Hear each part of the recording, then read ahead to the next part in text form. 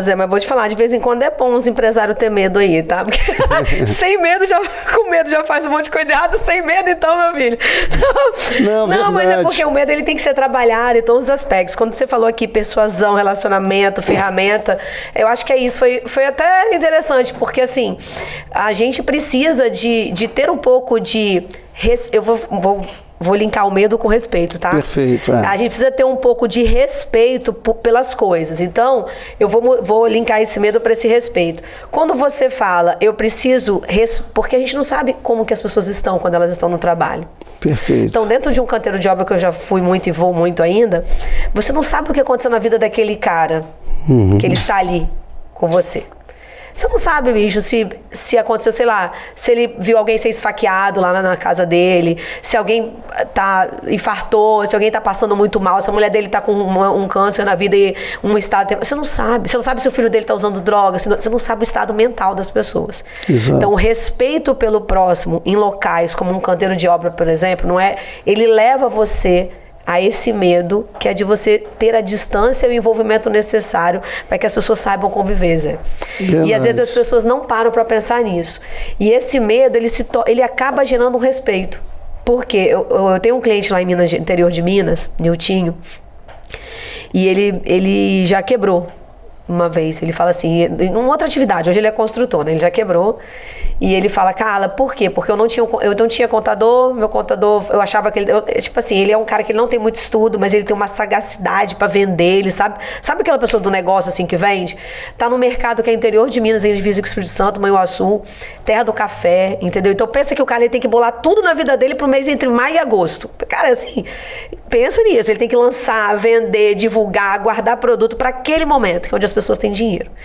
E ele fala pra mim, ele tem tanto medo de perder tudo de novo, ele tem medo de sofrer processo trabalhista novamente, porque o que gerou isso? Foi a falta de respeito em determinado momento que pessoas que cercavam ele não tinham pelos outros. Verdade.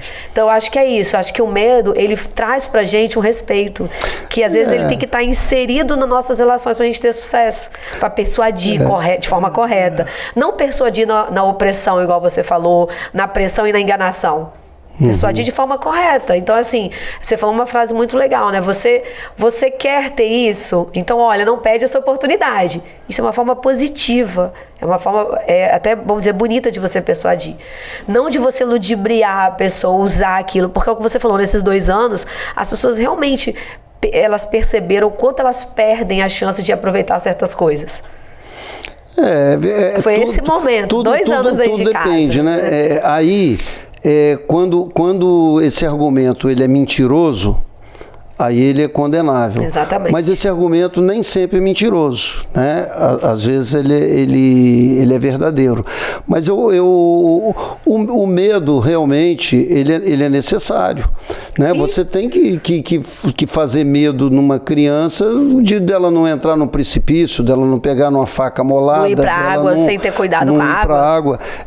Só que assim, o que eu chamo a atenção aqui, e a razão desse tema, é para as pessoas questionarem quando tiverem esse sentimento de medo envolvido na questão. Tá? Se esse medo realmente ele tem sentido de ser, se esse medo é uma precaução, por exemplo, tudo bem. Se esse medo... Ele não pode ser restritivo, né, Zé? Esse medo ele não pode ser uma ameaça. Exatamente. Ele não pode te restringe a viver, a fazer. Né? Exatamente. Então, é que as pessoas passem a refletir o que representa o medo, o que é essa questão do medo, o que o medo pode fazer com a pessoa, né? Essa síndrome do pânico, uma série de coisas hoje que aumentou muito, depressão e tudo, é o medo. Olha, nada melhor para o ser humano do que uma expectativa de um dia melhor amanhã, de uma expectativa de futuro, uma expectativa de fazer o bem maior para alguém, né? E de fazer o bem, né? De você estar inserido no contexto ali de uma maneira positiva. E a solidariedade, ela é fundamental nisso.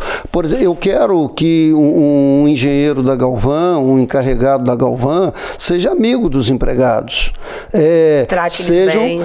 E pelo preparo, pelo estudo que um engenheiro teve, que as pessoas tiveram, que eles possam até ser um consultor, né? Eu não digo assim que todo mundo vai levar seus problemas para o engenheiro. Também nem todo mundo tem esse perfil, né? Mas, exatamente. Mas, assim, o ambiente de trabalho, ele tem que ser um ambiente amigo, ele tem que ser um ambiente cortês.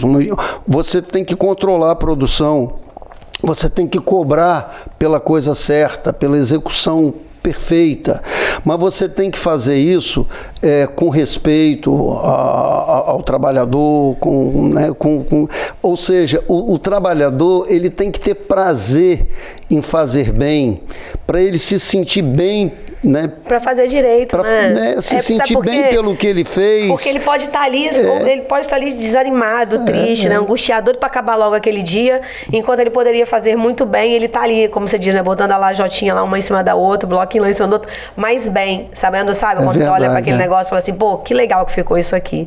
Nossa, é muito bom ter esse tema. Me surpreendeu, tá? Vou dizer para você que eu falei com a Kézia, né? Kézia fica sempre aqui ouvindo tudo. Eu falei, Kézia, o que tema é esse? Mas aí agora, depois você vê que a gente falou, né? Você vê, a gente relacionou medo com oportunidade, relacionou medo aí do mercado imobiliário, relacionou medo com persuasão para venda, relacionou medo com coragem, né?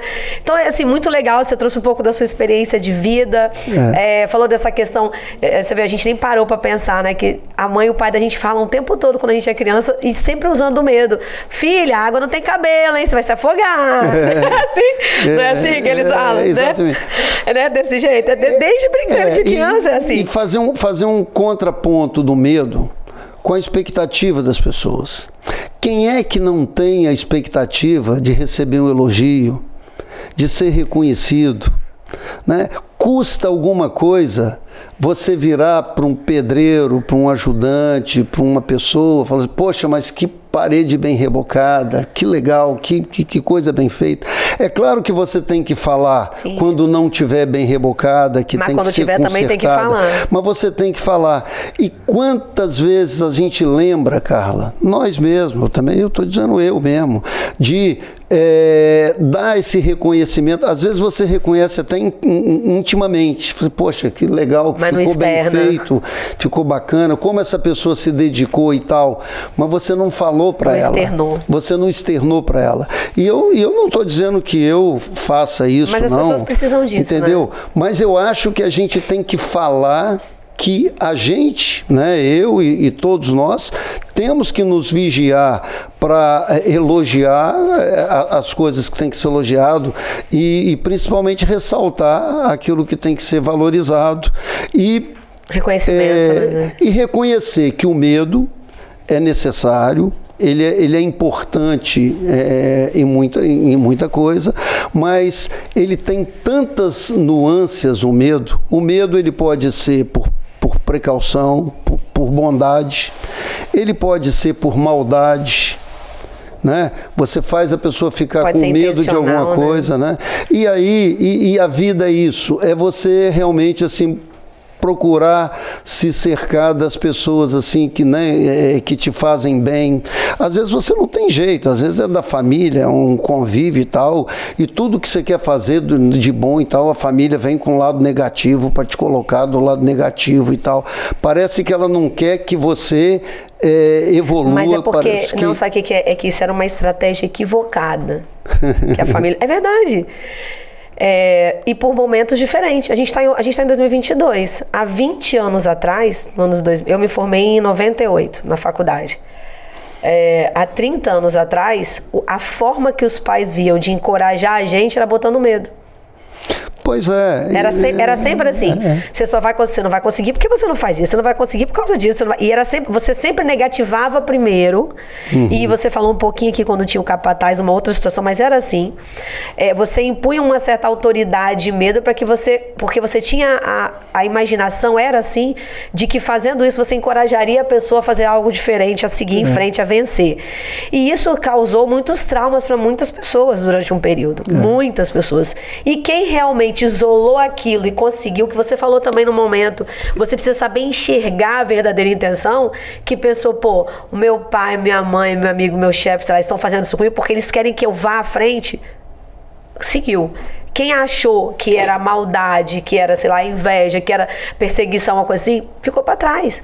É verdade. Né? Então, assim, a gente precisa entender que o mundo hoje é diferente. Né? Por isso que eu achei legal. Nossa, que bom, Zé. Zé, eu queria que você falasse, assim, pra gente finalizar, para as pessoas, né?